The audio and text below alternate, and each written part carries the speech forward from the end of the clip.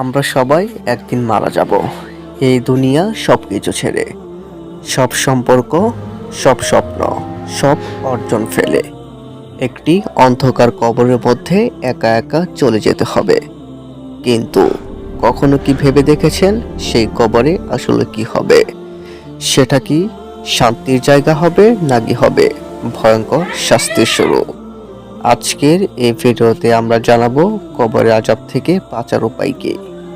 ভিডিওটি শেষ পর্যন্ত দেখুন, কারণ হয়তো এই ভিডিওটি আমার জীবন পরিবর্তন করে দিতে পারে।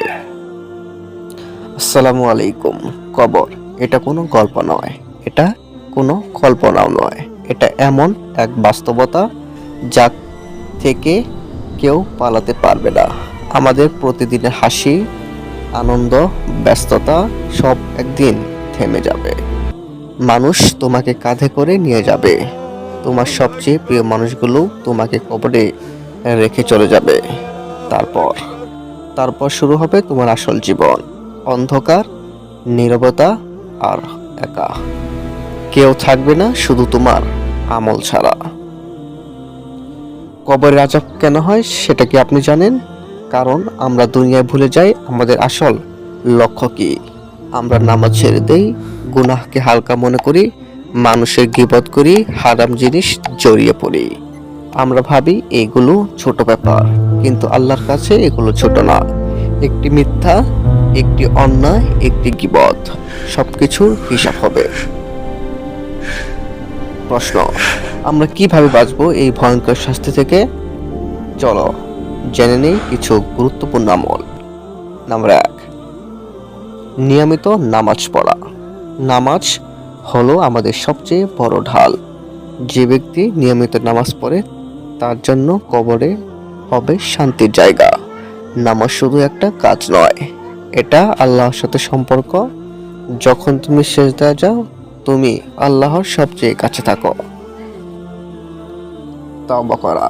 আমরা সবাই গুনাহ করি, কিন্তু সবচেয়ে বড় কথা হলো তুমি কি ফিরে আসো।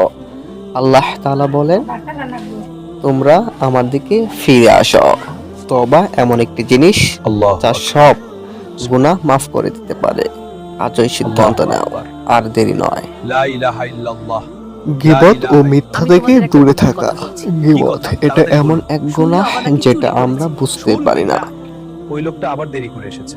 বন্ধুদের সাথে বসে আমরা অন্যের কথা বলি, কিন্তু এটা আমাদের কবরে অন্ধকার করে দেয়। আজ থেকে চেষ্টা করো নিজেকে নিয়ন্ত্রণ করা। দান সৎকা করা। দান শুধু গরিবকে সাহায্য না, এটা তোমার জন্য নাজাত। যখন তুমি কাউকে সাহায্য করো, আল্লাহ তোমার জন্য পথ সহজ করে দেন। একটি ছোট্ট সাহায্য হতে পারে তোমার মুক্তির কারণ। কুরআন তিলাওয়াত। কোরআন শুধু পড়ার জন্য নয়, এটা আমাদের জীবন বদলানোর জন্য। যে ব্যক্তি নিয়মিত কোরআন পড়ে তার কবর আলোকিত হয়। কোরআন হবে তোমার সঙ্গী। যখন কেউ থাকবে না, তখন এটা তোমার সাথে থাকবে। সৎ জীবন, সৎ থাকা এটা সবচেয়ে বড় আমলগুলোর একটি। মিথ্যা না বলা, অন্যায় না করা, মানুষের হক আদায় করা, এই জিনিসগুলোই তোমাকে রক্ষা করবে। একবার ভেবে দেখো, যদি আজ রাতে তোমার মৃত্যু হয়, তুমি কি প্রস্তুত? তোমার নামাজ কেমন? তোমার গুনাহ কত? তোমার তওবা কি হয়েছে? এই প্রশ্নগুলো নিজেকে করো, কারণ মৃত্যু কখন আসবে সেটা আসলে কেউ জানে না। আজ তুমি এই ভিডিও দেখছো, এটা কাকতালীয় নয়। এটা হতে পারে আল্লাহ তোমাকে সুযোগ দিচ্ছেন, ফিরে আসার সুযোগ, নিজেকে বদলানোর সুযোগ, কবরের আযাব থেকে বাঁচানোর সুযোগ। তাই আজই তুমি সিদ্ধান্ত নাও, নামাজ শুরু করো, তওবা করো আর গুনাহ ছেড়ে দাও। কারণ সময় খুব কম। একদিন তুমি একাই থাকবে একটি অন্ধকার কবরে। সেখানে তোমার সাথে থাকবে শুধু তোমার আমল।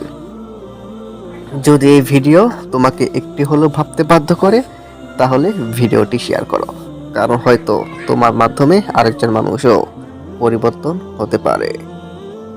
তো দর্শক, যদি ভিডিওটি ভালো লাগে থাকে তাহলে অবশ্যই ভিডিওটি শেয়ার করবেন এবং লাইক করে এবং সাবস্ক্রাইব করে আমাদের চ্যানেলের সাথে থাকবেন, কারণ আপনার একটি শেয়ার হতে পারে আরেকজন অন্যের মানুষের জীবন পরিবর্তন করার জন্য একটি নাজাতের জরিয়া। তো আজকে এই পর্যন্তই। আসসালামু আলাইকুম ওয়া রাহমাতুল্লাহি ওয়া বারাকাতুহু।